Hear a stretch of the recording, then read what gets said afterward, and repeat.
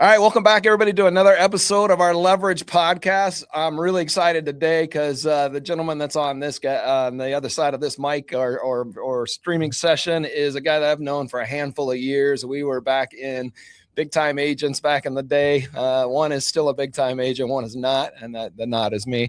And so we got to be in some really high level masterminds. Actually, one of the guests we had on yesterday was also part of one of those masterminds as well. So we all kind of know each other in some capacity. But anyways, this guy's out of Littleton, Colorado, big agent down there. So I'm going to introduce the guest, Dave Umpress. He's going to bring us a lot of real estate knowledge, a lot of different areas around that. And obviously he's got his hands like most big business owners and some other things that I'm interested to learn about as well today. Big real estate team, Littleton, Colorado, flourish. I'm going to let him take it from here. Dave, how do you make money? What do you do? Yeah. Hey, well, thanks for having me. First of all, Mike. Littleton, Colorado. Everything we do somehow touches residential real estate, but there's about 70 folks that are a part of a group that we call Flourish Collective, spread around primarily 2 states, a couple more in a few other states, but mostly Colorado and Florida is where we do most of the things we do. The simplest form is we make money through residential real estate sales. I mean, we operate a little bit more like a network than like a team. So if you looked at us from the outside, you might think we look more like a brokerage than we look like a traditional sales team. But culturally, we act like a team. So that's what's the depth and the breadth of your network? Like, is it nationwide? Is it geographically, regionally located? What does that look like? For sure. So any growth that we've ever had just happens through great people. And so we meet somebody that we realize we're cut from the same cloth, we're rowing the same direction, and we say, hey, we should do this together. And so a good example of that is our guy Craig that runs our Florida team. So he lives in Gainesville, Florida. He's been the top agent in Gainesville for like longer than I've been alive. Dude is great on his own. He doesn't need me. He doesn't need Flourish, but him and his group there love the vision. And so we decided, let's just do this together. And so we look for more people like that are already running great businesses that say, Harvard Study on Happiness shows us that people really long for loving relationships and meaningful work. Like people say, I love the meaning of what you're building. Like I want to attach my, what I'm building to the meaning of what you're building. And together we just start rowing together. And so of the 70 of us that are spread around, most are in Colorado and Florida. So The majority of Colorado, as you know, population lives on the Front Range, which is, kind of Denver and 2 hours north and south. That's where a lot of our agents are. Okay, very good. And again, that's kind of your home roots, right? So it was the old KW expansion model back in the day, right? As they used to teach the ink dot strategy. And as your leads grew, you just kind of followed those and expanded further and further. You touched on a couple of cool points there that I wanted to elaborate on a little bit. So I'm a big believer in Dan Sullivan's book, right? The Who, Not How, right? And you just talked about that, right? It's not a matter of where, it's the right person shows up. So tell me a little bit about your theory around that, right? And how you practice that principle is, the who. For sure. So you broke up for a second there. You said it's not a matter of, and then that's when I lost you. Can you say the quote one more time? We really wanted to focus on the Who, Not How, which is Dan Sullivan's book here. It just brings me to that. You talked a little bit about, right, the who. It's not a matter of the where, right, and the geography. You said you find the key people that are the right people. So talk to me a little bit about that. For sure. Yeah. So, I mean, we've got kind of our 3 mandates whenever we bring a partner on that they have to kind of check the box of. And one of them, the biggest non-negotiable, is that they're a great cultural match, that they are, everything that we do is motivated by and funds our internal nonprofit. And if that doesn't get you excited, like it's probably not a fit. If your primary goal is to run a big real estate business and make a bunch of money, that's awesome. And you're going to do great somewhere, but it just might not be a fit, here. And so over time, what we've done is just connected with great people with incredible hearts that care about the same things that we care about. And some of them desire to sell 50 homes a year. Some of them are good selling 5 because they're home with kids. And, we don't necessarily have a strict requirement in that kind of thing. And so, but, like you said, in some of our history together, a lot of the coaching and training we've received has just put so much more emphasis on your staff, on having just phenomenal back end support that keep things moving. And I could spend the next hour talking about the incredible people that keep the train on the rails here within our world, more so than, and the agents are awesome. They have incredible agents, and our staff is just world class. So. Yeah, absolutely. You talk. I'm two more things here. Like you talk. I've heard you say like culture twice, right? Like people buy into the culture, whether that's a client, whether that's an agent on your team. Tell us a little bit about that culture and why is that so important to you and your company? Yeah, for sure. So, I mean, at the core, we believe that the reason that we are in business is to remove barriers to flourishing. So, things that are keeping people from living a flourishing life. But I mean, that means both inside of our house and then outside of our house, in our cities and then, around the world. Um, and so, a lot of that culture is just based on that impact. It's not necessarily a requirement to volunteer to participate. We're doing a habitat build in a couple of days, and some of the agents are jumping in and building, and some of them are not. And that's there's things going on all the time that agents could plug in on, but things like affordable housing, human trafficking, food insecurity, homelessness, health disparities, things that we say make it difficult, if not impossible, to live a flourishing life. Those are the things that kind of define our culture. And then beyond that, I mean, we do have this good and well mentality that says we're not just called to do a bunch of good with our business, but we do also feel called to do well. That building a big business that's profitable, that funds things that we care about, like that's not a bad thing. We don't vilify profit, and we certainly, part of our culture is also wanting to live a big life and to build as big as we feel we've been given the capacity to do. So Yeah, and I think it's really important. We say that all the time, like who you surround yourself with, right? So if you got a bunch of people that are culturally aligned and they're all pushing each other towards a common vision, a common goal, a common culture, then you all, boom together, if you will. So, since it's a little leverage podcast here, talk about like what was your most important first hire, right? First hire. I know you have a lot of staff, so I don't want to put you on the spot to the most important today, but your first hire, what was that position? And how important was that? yeah, I mean, if you look at the first like 5 years of my real estate career, you could say like this is the before model. This is what not to do. This is like the things to avoid. And I remember early on in some of the books that we read, it was like your first hire should be administrative, and they should take the things off your plates and free you up. And so I went and hired 2 agents and had no admin, and so I just became the admin. And so there was learning things there, but I want to talk about an agent I hired third after those Yeah, first two. And this was perfect. an agent that was coming out of a corporate background, and I knew that this person was going to push the other 2 agents, probably push them up or possibly push them out. And I sort of warned them before she joined the team that like she was a go-getter and that she was going to make us all better. And she completely changed the culture of the team in terms of like productivity. I mean, she showing up at 8 a.m. or before, hitting the phones, continued like actually following a schedule, setting appointments. Like she was the agent, as I look back at the history of the team, that actually set the tone. And the other two ended up self-selecting out, and we ended up going and hiring a bunch of agents similar to this go-getter. And she single-handedly changed the culture of our company early on in that first year or 2 years, just along the lines of profitability, of like productivity. And it's funny because I've actually talked about this kind of question a lot. And I've never actually brought her up or that up. That's just the first one that came to mind. But Yeah, that's awesome. No, that's a great story. What's the biggest thing you guys are focused on growing right now? yeah, for sure. Our North Star right now, our biggest thing that we're working towards is raising $1 million a year for these causes that we talked about. And so everything that we do obviously built into that. So whether that be hiring agents or selling more real estate or increasing our price point or our commission rate, whatever, like all of that sort of built into raising money for that. So we've got other goals in terms of agent count and volume and GCI and things like that. But the primary focus right now is hitting that number of getting to the point where every year we're raising $1 million for Flourish Alliance, the internal nonprofit. Yeah, that's awesome. And I think that's we don't talk enough about that if everybody has a common goal that's actually bigger than their own personal self to some degree, right? It pulls people together because we've always said that in coaching is it's easier to let yourself down. It's harder to let others down, right? And as people are focusing on a goal for others, right, and doing good and creating financials, right, or funds for another entity, that's a really cool thing. What's the biggest breakthrough that kind of changed the trajectory of your business at any point in time, right? Well, that's a good one. I got to think about that for a second. The biggest Yeah, breakthrough that's hang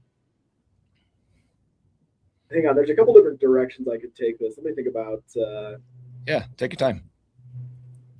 Yeah. All right. I'll take it this direction. So there's been several kind of moments that were pretty catalytic in kind of the growth of the company. But two come to mind. I'll tell you the first one, and if that's not good enough, then you tell me, and I'll tell you the second one. But it's probably 2019.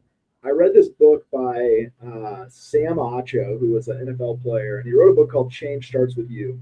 And at the time, I was in Gary Keller's mastermind at the time. I think you as well, and we had been challenged by Gary to go build a business that focuses on basically the flourishing causes of our community. So he talked a lot about affordable housing and things like that, but basically challenged all of us and said, go build a business that affects these things locally, and your business will be fine forever. Like you'll essentially, like, the community will care enough about your work that they will vote, that they will support it. And this book, Change Starts With You, just really shook me in that. I mean, Sam decided to basically take on the same challenge in Austin, Texas, and it was just a really impactful book. I mean, that's one of the first ones that comes to mind. And I guess several come to mind, and we don't have time for all of them. But a mentor asked me one time, if your business disappeared tomorrow, would your community miss it? Would your community actually think like, oh, that's too bad. They were such a key piece of the fabric of our community, or would they say who? Or yeah, that's fine. I mean, who cares? And that question sort of haunted us for a lot of years, and sort of still does a little bit, of asking ourselves, like, would the community actually miss us if we disappeared tomorrow?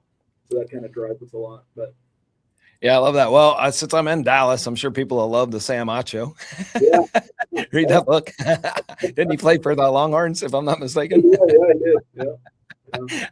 No, that's a great book. I'm gonna have to check that one out. Actually, I usually have two questions: favorite business book at the end, and also if you lost everything tomorrow, what would you do? Right? And you actually kind of in a different way actually already pre-answered that question, so that was kind of cool. We both had the same thought.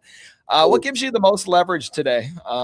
People, software, systems. What does that look like?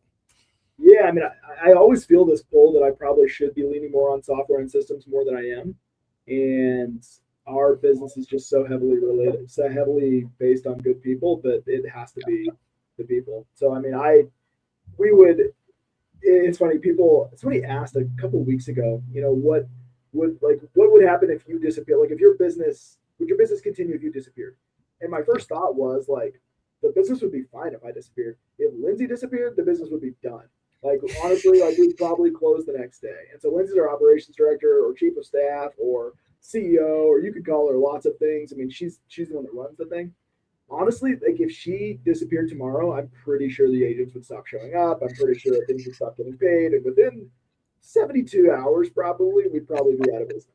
And so I don't want to refer to Lindsay as leverage, because I don't look at her as leverage. I look at her as just cornerstone. But like, she is definitely a great example of what we would call the things that actually, like, a fulcrum point that actually allow us to grow. And then within that, I mean, like, our listing manager Emily, I mean, same thing. Like, agents on the team say, like, without Emily touching their listings, like, they probably wouldn't want to take listings anymore, because they just get so much value from her, or from Ashley on the transaction side, or from Waukee, who's our VA that just like is more talented than like almost anybody. Yeah, it's a great example. It was like, when I decided to make a brokerage change a handful of years ago, right? And I had a fairly sizable team, right? It was like always like, I don't know what they're going to do, right? Are they going to follow me? Yeah, but I need my key staff to follow me, right? Because I knew, I hoped I had enough influence they'd follow me, but I knew my wild card was my sales director and my director of operations.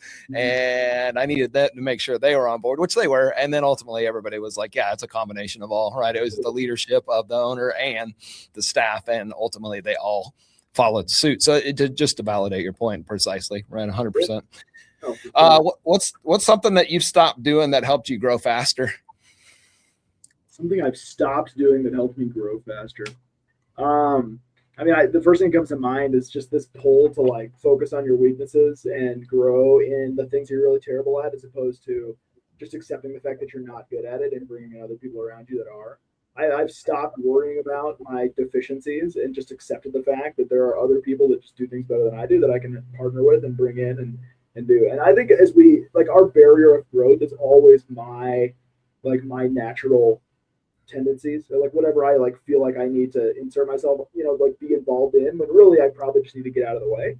Our business has kind of gotten to the point where the more I get out of the way, the better it does.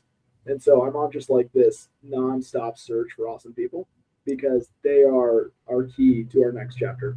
Like our guy Javier, who's our director of new construction, like his ability to make inroads with builders and to bring that value back to us, it's 100 times greater than anything I or anybody else could do.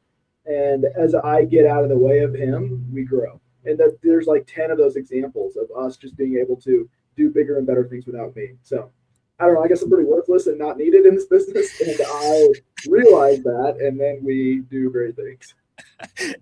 That's awesome. That's what I kind of try to like give your advice on that when it comes to, because a lot of business owners, especially earlier on or mid-career, let's say, before they have scale and growth, right, at a higher level, they have control issues, right? They can't let go. Like they got to be involved. They got to be the ones that are grinding. They got to be the ones working the long hours. Nobody else can do it better than me, right? Type mindset. How did you get through that? Because I would assume you probably had at least some of that at some juncture in your career as you were building out, but naturally you grew out of that. So what's your advice to our listeners on that? Yeah, I mean, I think that there's two things that come to mind. I mean, I have had the gift of just some great mentors throughout all these years that have helped me sort of like zoom out and see the bigger picture. And within that, I've recognized and realized through a lot of other people's help that the business has kind of turned more into a movement than a business that doesn't need me to show up and grind and do the things. It needs me to cast vision. It needs me to provide motivation and encouragement and support. It needs me to attract great like-minded people. Like those are really the two things that I can't leverage as much, and I shouldn't leverage as much. Like I need to, when I shy away from casting vision, when I shy away from growth, we struggle. And when I lean into those things, we grow, we do well, we have encouragement, we push through. I mean, we had our best month ever last month. Like we actually do great things. And so a lot of it for me has just been recognizing that and then leaning into vision casting and attraction conversations. So I love that. What is a metric or number that your team or yourself, right, as the CEO is focused on consistently? Sure. I mean, I don't know if this is consistently. This is right now because we just had this conversation, and we kind of breezed past the book question earlier. And I don't know that the book that Sam Acho's book was necessarily my book, because the book I've been thinking a lot about lately is The Science of Scaling. And kind of the premise of The Science of Scaling is that you the goal that you set, like the numbers that you work on, completely dictate and change the process or the pattern. And one of these mentors, one of these guys that I just look up to and learn a lot from is Sharon Srivatsa, who works with Alex Ramosi at acquisition.com. And he was on a podcast a couple weeks ago, and he talked about kind of the science of scaling conversation, where when he first bought Telus Properties in LA 15 years ago, 20 years ago, they were doing some numbers. And I think he said he was supposed to put $300 million in the box in the Excel sheet for volume in one of these things. And he accidentally put an extra zero. And he put 3 billion instead of 300 million. And he looked at the numbers and he was like, man, this is incredible. Like this business is crushing. Like we can actually make some money here. And then he realized his error. But of course it spun in his head as like, well, what do we need to do to make that happen? Like, how can we actually, and so for us, our target right now, our stretch goal for this year is to get to 100 agents by the end of the year within Flourish Collective. And it's kind of started this question of like, what if that was 1,000? Not by the end of the year, but like what breaks? Like, what do we need to change? What do we need to do? What kind of vision do we need? What kind of staff do we need? What kind of services and talent and lead flow and all the things around being worthy of caring for 1,000 people? And so it's kind of shifted in the last 2 weeks, some of our thought around just kind of what we're focused on, but some things don't matter anymore. And just a lot of things do need to shift. Like you've got to look a lot more like a decentralized hub of, smaller communities. And so it has changed a lot of conversation in the last couple of weeks of like, what needs to change for us to be somebody that is worthy of that.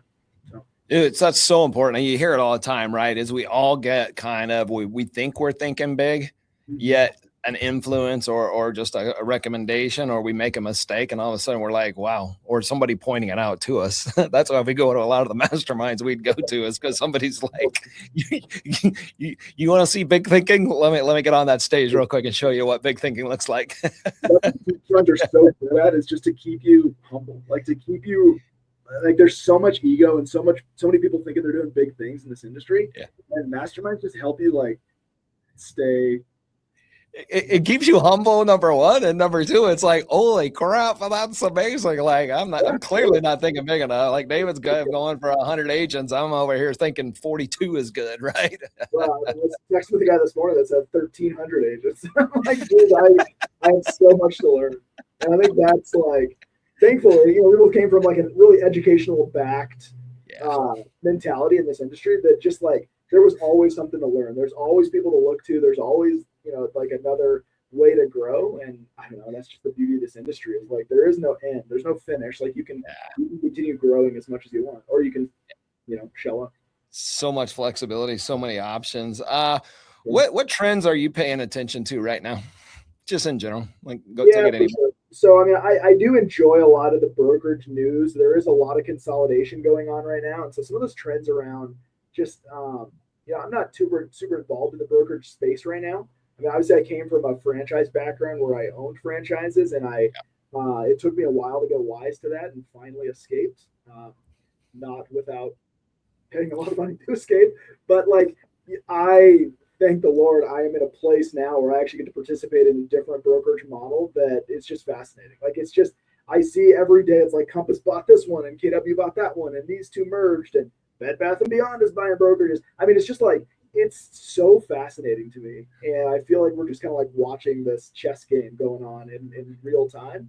And I do think in the next couple of years we see calm again, but I think we see it with like 4 or 5 major players that are providing a lot more value, and then just within the team space. So we're partnered with a prop tech company called Place, and so we see a lot of like consolidation of technology backing as well, and I think that's really fascinating too. I just think there's a lot.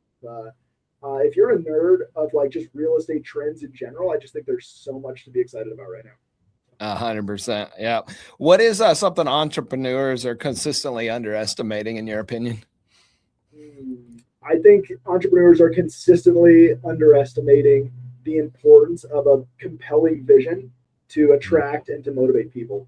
I think entrepreneurs only succeed by attracting great people, right? So like it's usually not fair. Take Elon, for instance, with SpaceX and Tesla and stuff like that. Like he might have some DNA in that, but like I promise you there are thousands of people around him that have made almost all of that happen, right? So like one person's name might end up on it, but really it's the people. And I don't know what kind of vision. I don't know much about that guy, but like I'm guessing that he's probably put a pretty compelling vision in front of them that has caused them to show up and to stick with him.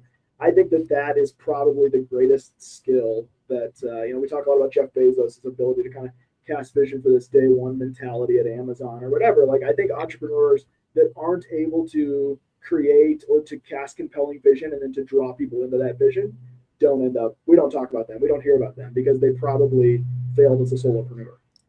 Yep, absolutely. Yeah. And that's one thing I always appreciated and learned, right, with Ben Kinney on the Place Inc. side, right, is he was a master at finding talent. Like there was never anything off of his radar. I mean, he didn't under or overthink too much. He was like, why not? Why not this guy? Why not this gal? Right. And he landed more than you would have thought. It's crazy. It's really wild. I mean, just before you and I started this call, I was on a call where Ben was interviewing this barber that's like Obama's barber, Tom Brady's barber. He just connects with the wildest, like coolest people and exposes us to them. I'd be surprised, like alligator hunters and stuff like that. All right, I'm gonna hit us on the lightning round. What favorite business book? Let's go Science of Scaling right now. That's fresh. I mean, that's right now. I got about a third of the way through that one. You got me motivated to get back in it. So got that one. I just got to finish it. Best purchase under $1,000. Best purchase under $1,000. I mean, these things, the lightning is real. The first thing that comes to mind is we bought this huge water slide in our backyard, and our kids are loving it right now. So like the energy that's being expended, and the fun, and the heat and the hot. So we're gonna go with the water slide that's sitting in our backyard right now. All right, perfect. What is your favorite AI tool right now? Oh man, I will say because it's fresh and it came out a couple days ago, Leo 2.0, which is inside of our CRM, which is an ARM that is doing a good job of converting leads into appointments. That is the freshest. So we will go with that. Okay. There's another AI that we're using with setting good appointments and things like that, but we'll go with Leo 2.0. It works. If I were to grab your phone and see which one it says you spend the most time in, what app would that be? I mean, most recently it would probably be Whatnot. So my 10-year-old and I have gotten pretty into sports cards in the last year or so, and we've been spending too much money and too much time on sport cards. Also largely motivated by Ben Kenny, so I'm going to blame him. Yeah, I was going to say Ben, Kevin Coughlin, Fred Weaver, all those cats, Brian Gubernick probably are all probably palling together with you buying cards, and you're probably spending a lot of money with them. We had a big one a couple days ago. I was texting Ben the card that we just hit. It's just like, it's a fun thing. Like, it's such a waste of money. And at some point, my kids are probably going to look back on it and be like, man, that was really fun to do that with Dad growing up. I got one of these days. I've got cards from like 40 some years ago. They're all in a box in a storage shed. I mean, I just lightning around, but I got to get those out and start figuring out what's worth some money. Those are pretty old for I'm an old guy now, so that stuff's good. What is your most impactful habit? My most impactful habit. I mean, not to take this too deep or too seriously or spiritual, but like, I follow Jesus and I spend a lot of time reading about him and reading his word, and that when I don't do that, it changes my whole life, changes my whole day. And when I do, it keeps me grounded, keeps me focused, keeps me worried about things I need to be worried about, keeps me focused on people. That is my most impactful strategy, both positively and negatively. When I do it, great. When I don't, I can feel it. So absolutely. If you had to give your definition, Dave Rumpel's Dictionary of America, what is your definition of leverage? My dictionary definition of leverage of America or of leverage? Of leverage. Defining America is interesting. Listen, my definition of leverage would be something that allows lighter lifting because we lean on it for as that fulcrum point. So something that we are able to do heavier lifting because something else is helping with the lifting. Yep.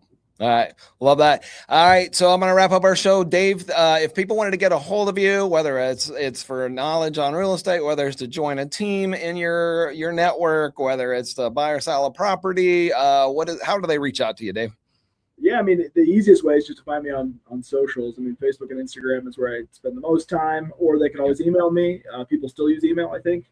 Dave at Powered by Flourish is how people get a hold of me. So, and to be honest, just whatever you try, just do it 2 or 3 times, because there's so little,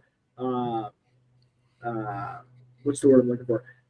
I've used all my words in the podcast so far. There's so little sight on all of these things. That's what I need to do better for me. I need AI so much, stuff and actually rise to the top of the most important stuff. Yeah, so it's so many mediums out there. Yeah, for sure, people are reaching out to. Well, and as my audience knows, they know to get a hold of me, reach out to me.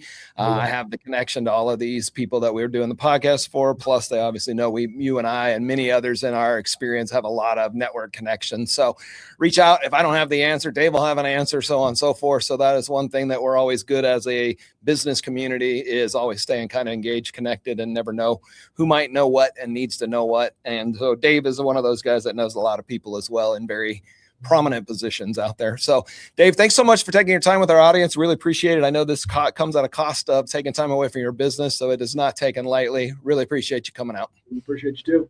Have a good one. Thanks, Dave.